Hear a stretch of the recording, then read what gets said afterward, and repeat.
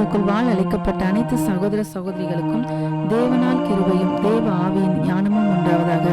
இன்னைக்கு நம்ம பார்க்க போற பரம ஆசீர்வாத சத்தியத்துல என்ன பார்க்க போறோம் அப்படின்னா, இஸ்ரேல் மக்களுக்கு தேவன் என்ன கொடுத்தாரு சாப்பாடு அப்படின்னு பார்த்தோம்னா மன்னாவை கொடுத்தார். இது எல்லாருக்கும் தெரிஞ்சதுதான். அப்படி இருக்கையில் அந்த மன்னா ஏன் அவர்களுக்கு சலிப்பை உண்டாக்கிச்சு அப்படிங்கிறத நம்ம யோசிக்கணும். ஆனால் இதில் இன்னொன்று விஷயம் ரொம்ப முக்கியமானதுன்னா, அது தூதர்கள் சாப்பிடக்கூடிய அப்பமா, அதாவது சாப்பாடாம். எது? அந்த மன்னா. தூதர்கள் சாப்பிடக்கூடிய அந்த உணவை அற்ப மனிதர்களுக்கு அவர் எடுத்து கொடுத்துருக்காரு. தூதர்கள் என்றைக்குமே சாப்பிட்டு கொண்டு இருக்கிறார்கள் அந்த மன்னாவை. ஆனால் இவர்களுக்கு கொஞ்ச நாள் சாப்பிட்டோன்னே சலிப்பு உண்டாகுது. அவர்கள் வேற என்ன கேட்குறாங்க? என்னென்ன கேட்குறாங்க? காடைகளையும் பல மிருகங்களுடைய இதுவும் பறவைகளையும் அந்த மாதிரி உள்ள டேஸ்ட்டாக சாப்பிடணும் அப்படின்னு நினைக்கிறாங்க. இதிலிருந்து நம்ம என்ன ஆசீர்வாதமான, அதாவது பரம ஆசீர்வாத சத்தியத்தை நம்ம என்ன கண்டுபிடிச்சிருக்கோம், நம்ம என்ன புரியுது அப்படின்னா, இன்றைக்கு நாமும் அதாவது ஒரே சாப்பாடை டெய்லி சாப்பிட்டா நமக்கு என்ன ஆகும்? போர் அடிக்க தான் செய்யும் இல்லையா? சலிப்பு உண்டாகும். அப்போ அவங்களுக்கு வந்தது தப்பு இல்லையே, அதில் என்ன இருக்குது தப்பு அப்படின்னு தானே தோணும். ஆனால் அதுலேயும் ஒரு ரகசியம் இருக்குது.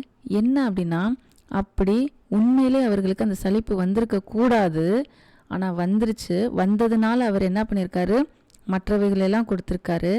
இதில் என்ன நம்ம பார்க்க வேண்டியது அப்படின்னா, இயேசு கிறிஸ்து என்ன சொல்லுவார்னா, மோசே உங்களுக்கு மன்னாவை கொடுத்தாரு, அதை போன்றதல்ல நானே ஜீவ அப்பம் அப்படின்னு சொல்கிறாரு. தூதர்கள் எப்படி அவர்கள் சலிப்பு இல்லாமல் அந்த மன்னாவை சாப்பிட்ருப்பாங்க அப்படின்னா, இங்கே என்ன நமக்கு புரிய வேண்டியது என்னென்னா, ஒரே மன்னாவை அவர்கள் சாப்பிட்டதுனால சலிப்பு வந்தாச்சு. இன்றைக்கு நமக்கு மன்னாவாக இருக்கக்கூடிய இந்த ஜீவ வார்த்தையை நம்ம ஒரே கண்ணோட்டத்தோட நமக்கு ஏற்றவாறு படித்து கொண்டே இருந்தால் நமக்கு என்ன ஆகும்? சலிப்பு வரும். வார்த்தையின் ரகசியம் நமக்கு புரியாது. இந்த வார்த்தையை விட்டுட்டு, அதாவது எப்படி ஆடல் பாடல் அந்த மாதிரி, அதாவது காடைகளையும் அதையும் விரும்பினாங்க இல்லையா? அதையெல்லாம் சாப்பிட்டவங்களாம் இறந்தான் போனாங்க. உண்மையாக உத்தமமாக எல்லா நேரத்திலையும் அந்த மன்னாவை சாப்பிட்டு அவருக்கு கீழ்ப்படிந்து அதனுடைய ரகசியத்தை அவர்கள் புரிந்திருந்தாங்கன்னா அவர்கள் காடைகளை கேட்டுக்க மாட்டாங்க. என்ன ஒன்று நடந்திருக்கணும் அப்படின்னா, இன்னைக்கு எப்படி நம்ம வசனத்தை ஒவ்வொரு நாளும் தியானிக்கும் போது புது புது அர்த்தங்களும் ரகசியங்களும் அவருடைய ஐக்கியமும் அவருடைய ஜீவனை பற்றியும் அவருடைய ஸ்லாக்கியங்களும் அவருடைய அன்பை பற்றியும் ஆழமாகவும் அவருடைய அன்பின் ஆழமும் நீளமும் எந்த இதையும் நம்ம என்ன பண்ணலாம்? உணர்வாக அவரை புரிந்து கொண்டு அவரை அறிந்து கொண்டு அவரோடு ஐக்கியமாகும்போது ஒவ்வொரு நாளும் இந்த ஒரே சத்தியமே, இந்த ஒரே வார்த்தையே நமக்கு ஒவ்வொரு நாளும் புதுசாக நமக்கு ஒரு அனுபவத்தை தரும், ஒரு உணர்வை தரும், ஒரு பரவச நிலையை தரும். அப்படிப்பட்ட மன்னாவாகிய இந்த இயேசு கிறிஸ்துவினுடைய வசனங்களை நாம் சலிப்பே இல்லாமல் என்ன பண்ண முடியும்? அதை வாழ்நாள் ஃபுல்லாக சாப்பிட்டு கொண்டே இருக்க முடியும்.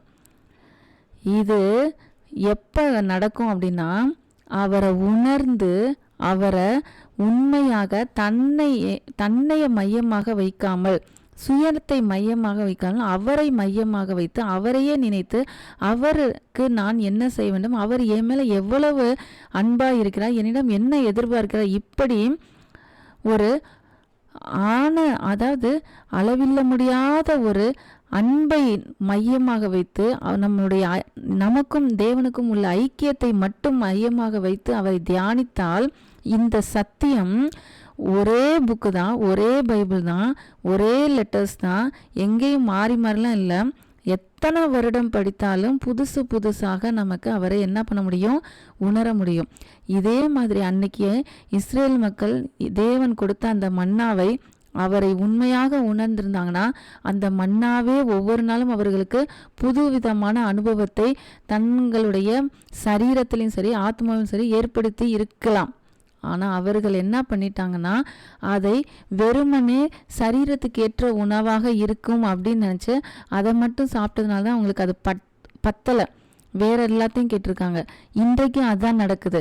இந்த சத்திய வசனத்தை எப்படி ஒவ்வொருவரும் சரி, ஒவ்வொரு சபையிலும் சரி, போதகர்களும் சரி, விசுவாசிகளும் சரி எப்படி எடுத்துக்கொள்கிறார்கள்னா, தங்களுக்கு ஏற்றவாறு, தங்களுக்கு தேவைக்கு ஏற்றவாறு இயேசு கிறிஸ்துவை அப்படியே, அதாவது மொட்டையா இயேசு கிறிஸ்துவை நான் ஏற்றுக்கொண்டேன், அவர் என்னுடைய பாவத்தை சுமந்து தீர்த்து விட்டார் அப்படின்ட்டு வெறுமனே என்ன பண்ணுறாங்க, ஒரு மாயையான விசுவாசம், அதாவது விசுவாசம் கூட சொல்ல முடியாது, ஒரு ஒன்றுமே இல்லாமல் ஒரு நம்பிக்கை, அப்படி மட்டும் எடுத்துக்கொண்டு இந்த வசனத்தை வாசிக்கிறதுனால அவர்களுக்கு என்ன ஆயிரும் அப்படின்னா, காலப்போக்கில் இதுதான் படிச்சிட்டோமே, அதான் படிச்சிட்டோமே, இது எனக்கு தெரியும், பைபிள் எத்தனை தடவை படிச்சிருக்கேன், அது தெரியும், இது தெரியும் அப்படின்ட்டு அது ஒரு சாதாரண ஒரு அதாவது புத்தகமாகவும் மட்டும்தான் அவர்கள்ட்ட இருக்கும்.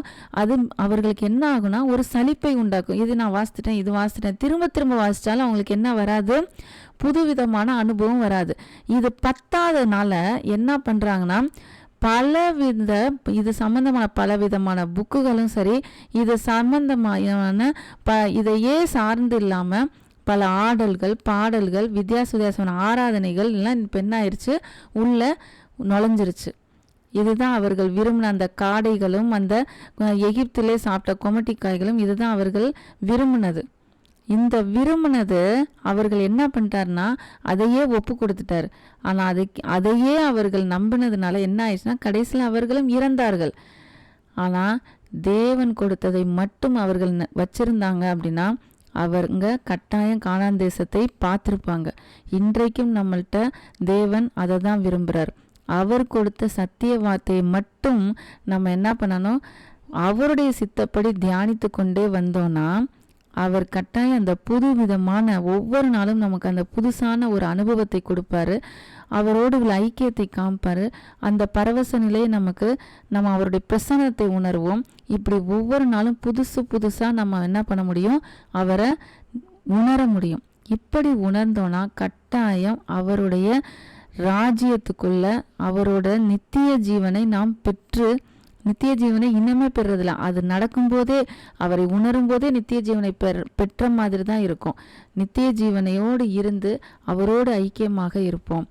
இந்த மன்னாவை, அதாவது சத்திய வசனமாகிய மன்னாவை நாம் யதார்த்தமாக எடுத்துக்கொண்டு அங்கெங்கே படிச்சுக்கிட்டு நமக்கு ஏற்றவாறு படிக்காம அவருடைய சித்தப்படி நாம் எடுத்துக்கொண்டால் ஒவ்வொரு நாளும் என்ன கண்டுபிடிக்க முடியும், அவருடைய பிரசன்னத்தை நாம உணர முடியும்.